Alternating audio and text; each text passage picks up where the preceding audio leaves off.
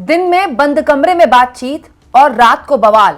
क्या शंकराचार्य विवाद पर योगी आदित्यनाथ का वाकई में इस्तीफा हो सकता है? क्या शंकराचार्य विवाद में अब केंद्र और योगी के बीच में खिंच गई है तलवार? दोस्तों, पिछले 24 घंटे में शंकराचार्य और योगी आदित्यनाथ के प्रशासन के बीच में ऐसे टकराव की स्थिति बन गई है कि अब लगता है कि या तो आर या तो पार। दोस्तों, सब कुछ मैं आपको तफसील से बताऊंगी और साथ में आपको यह भी बताऊंगी कि कैसे शंकराचार्य से टक्कर लेना अब योगी आदित्यनाथ के शासन प्रशासन के लिए तो सही, खुद पॉलिटिकली योगी आदित्यनाथ के लिए भी बहुत बड़ी मुसीबत बन रहा है। लेकिन पहले पिछले 24 घंटे का घटनाक्रम आपके सामने रखती हूँ। दोस्तों, कल मैंने आपको इस खबर के जरिए बताया था कि अमित शाह जब यूपी दिवस के मौके पर कल लखनऊ आए तो वक्त से पहले आए। उनका जो कार्यक्रम लगा हुआ था वो दोपहर 12:30 से लगा हुआ था, सरकारी कार्यक्रम, लेकिन पहुंच वो 11 बजे ही गए। जानकारी ये मिली कि योगी आदित्यनाथ, प्रदेश बीजेपी अध्यक्ष और खुद गृहमंत्री ने एयरपोर्ट में ही बंद कमरे में कोई बातचीत की। ये बातचीत करीब 1 घंटे चली। पहले जानकारी आई कि योगी और अमित शाह के बीच बातचीत हुई है, फिर जानकारी निकल कर आई कि प्रदेश अध्यक्ष भी इस बातचीत में मौजूद थे। वैसे तो कहने वाले कह रहे थे कि कैबिनेट विस्तार होने वाला है यूपी में, इसको लेकर बातचीत हुई, लेकिन साफ स्थितियां थी दोस्तों कि उत्तर प्रदेश में शंकराचार्य जिस तरह से धरने पर बैठे हैं और उनका शासन प्रशासन, योगी का शासन प्रशासन तो छोड़िए, खुद योगी आदित्यनाथ उनके लिए इस तरह की बयानबाजी कर रहे हैं, इससे केंद्र बहुत ज्यादा सहज नहीं है। तो सूत्रों के हवाले से ऐसी खबर चली कि अमित शाह ने इसको लेकर या तो कोई जिक्र किया या इशारों में कहा कि जल्द से जल्द इस गतिरोध को खत्म किया जाए, क्योंकि बीजेपी कभी नहीं चाहिए कि इस तरह का गतिरोध और आगे बढ़े, क्योंकि इससे उसको कहीं कोई फायदा नहीं है, नुकसान ही है। लेकिन जब ये खबरें मीडिया, सोशल मीडिया में, राजनीतिक गलियारों में तैर ही रही थी, उसी शाम को, मतलब आप कह सकते हैं ऑलमोस्ट रात को, एक ऐसी खबर आ गई जो इस बात का प्रमाण करती है कि अमित शाह की बात या तो योगी आदित्यनाथ ने मानी नहीं या फिर योगी आदित्यनाथ के हाथ से बात अब निकल चुकी है। दोस्तों, ये जो वीडियो है ये खुद शंकराचार्य अविमुक्तेश्वरानंद सरस्वती का जो ऑफिशियल सोशल मीडिया हैंडल है, जो उनकी टीम हैंडल करती है, उनकी तरफ से शेयर किया गया है। रात करीब 7:18 बजे, मतलब रात से पहले शाम के बीच का वक्त है आप कह सकते हैं। और क्योंकि प्रयागराज में इस वक्त ठंड भी बहुत ज़्यादा है तो वहाँ जल्दी अंधेरा हो जाता है, आप समझ ही सकते हैं, जाड़ों के दिनों में जल्दी अंधेरा हो जाता है। तो ये वीडियो शेयर किया गया है शंकराचार्य के official social media handle team की तरफ से और कहा गया है कि जैसा कि पहले ही अवगत करा दिया गया था, प्रशासन, सरकार कुछ असामाजिक तत्वों को भेजकर माहौल खराब करना चाहता है और उसी क्रम में ये दूसरी घटना है जिसमें कुछ लोग भगवा झंडा हाथ में लेकर बुलडोजर बाबा के नारा लगाते हुए आ पहुंचे और झगड़ने लगे, लेकिन महाराज जी के समर्थकों में अधिक लोग होने के कारण भाग गए। तो बेसिकली क्या है दोस्तों, शंकराचार्य की टीम की तरफ से जो ये वीडियो शेयर की गई है, ये दावा किया गया है कि पहले से ही आशंका थी कि भीड़ में कुछ असामाजिक तत्व घुस सकते हैं और देखिए हमारी आशंका बिल्कुल सही साबित हुई। और दोस्तों, बाकायदा कल शाम ये सब कुछ हुआ भी है। बुलडोजर बाबा, आप जानते हैं बुलडोजर बाबा कौन है? योगी आदित्यनाथ है। बुलडोजर बाबा के नारे लगाते हुए बाकायदा ये जो लोग थे, हालांकि बहुत कम लोग थे, लेकिन हाथ में इनके भगवा झंडा थे। देखिए, आप देखिए इस वीडियो में साफ तौर पर दिखाई दे रहे हैं, नारे सुनिए आप।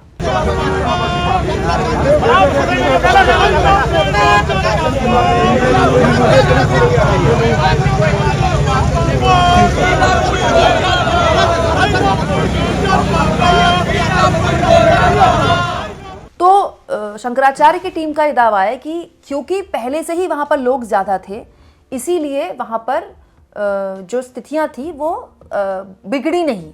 लेकिन यहां पर शंकराचार्य द्वारा आरोप लगाए जा रहे हैं कि ये लोग भेजे गए थे, यहां पर असामाजिक तत्व भेजे गए थे ताकि माहौल खराब किया जा सके।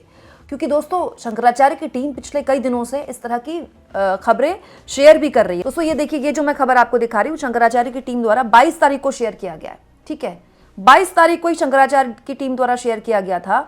सूत्रों के हवाले से पता चला है कि अपने अभी तक के सभी कुकृत्यों को विफल होने से पश्चात अब प्रशासन साधु के भेष में कुछ पुलिस वाले, कुछ आपराधिक प्रवृत्ति वाले व्यक्तियों एवं विशेष पार्टी के कार्यकर्ताओं को भेजकर शंकराचार्य जी, महाराज जी एवं शिष्यों के साथ झगड़ा कराने की साजिश रच रहे हैं, जिससे कुछ सरकारी पक्ष के साधु भी उनकी सहायता कर रहे हैं। तो उनकी टीम द्वारा, शंकराचार्य की टीम द्वारा 22 तारीख को ही कह दिया गया था कि ये जानकारी उनकी टीम को मिली है, शंकराचार्य के लोगों को मिली है कि उनके शिष्यों के साथ कुछ असामाजिक तत्व के लोग आ सकते हैं, वहाँ माहौल ख़राब कर सकते हैं, मारपीट कर सकते हैं।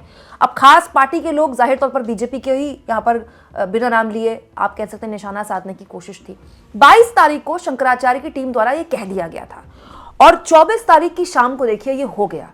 और एग्जैक्टली किस शाम को हुआ?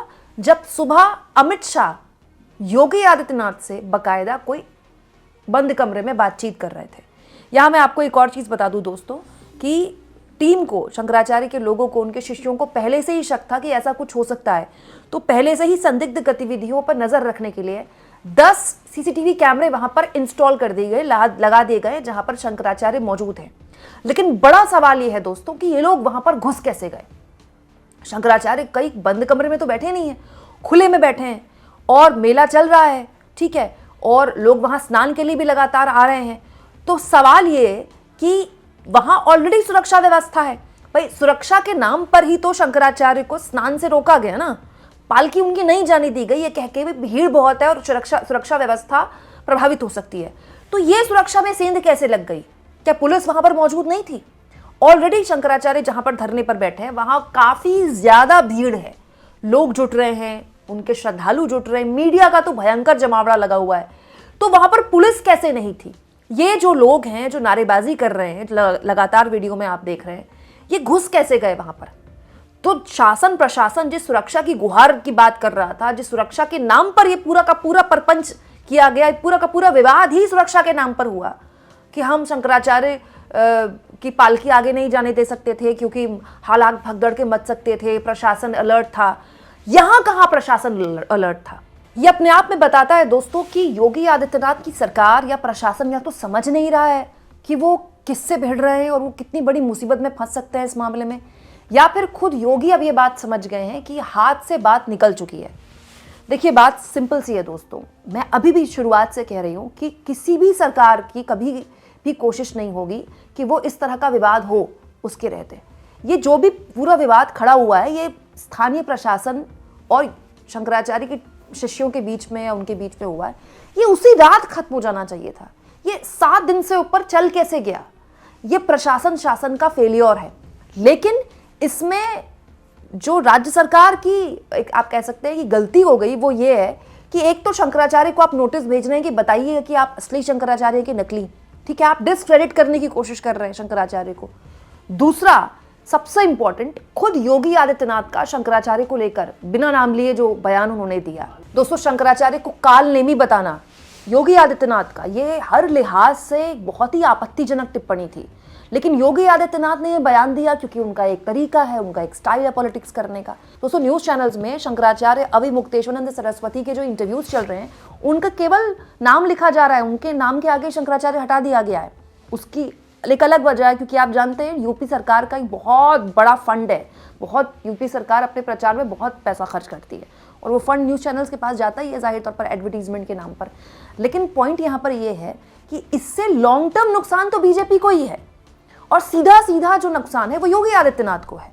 और ये जो शंकराचार्य के इर्द गिर्द शिष्यों के रहते वहाँ पर बुलडोजर बाबा के नारे लगाने के लिए लोग पहुँच गए, मैं ये नहीं कह रही हूँ कि बीजेपी ने भेजे, मैं ये भी नहीं कह रही हूँ कि योगी आदित्यनाथ ने भेजे, हो सकता है स्वतंत्र रूप से ये योगी के समर्थक हो, लेकिन ये हो जाना अपने आप में एक बहुत बड़ा डैमेज है और ये एक ऐसा डैमेज है जिससे बीजेपी लॉन्ग टर्म कंट्रोल नहीं कर पाएगी। मैं बार बार कहती हूँ शंकराचार्य को चुनाव नहीं लड़ना है, योगी को चुनाव लड़ना है, मोदी को चुनाव लड़ना है, बीजेपी को चुनाव लड़ना है।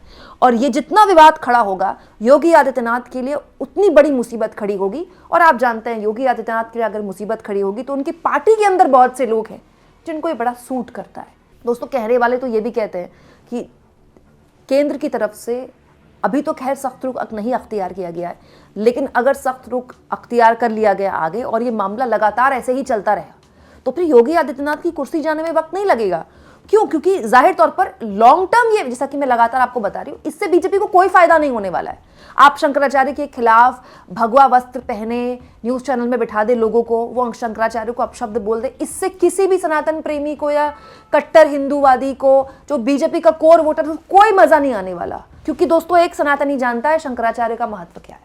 आप इस मुद्दे पर क्या सोचते हैं दोस्तों? अब ये जो पूरा विवाद है बीजेपी की आंतरिक पॉलिटिक्स की वजह से इसमें अब योगी और घिरेंगे, क्योंकि अब जाहिर तौर पर आप शंकराचार्य की टीम कह रही है हम पर इस तरह का कोई कृत्य हो सकता है और वो हो जाता है उसके बाद, तो इससे बड़ा बैकफुट और क्या होगा योगी आदित्यनाथ के लिए। कमेंट बॉक्स में जरूर लिखें और जितना हो सके चैनल को शेयर भी करें दोस्तों और सब्सक्राइब भी करें।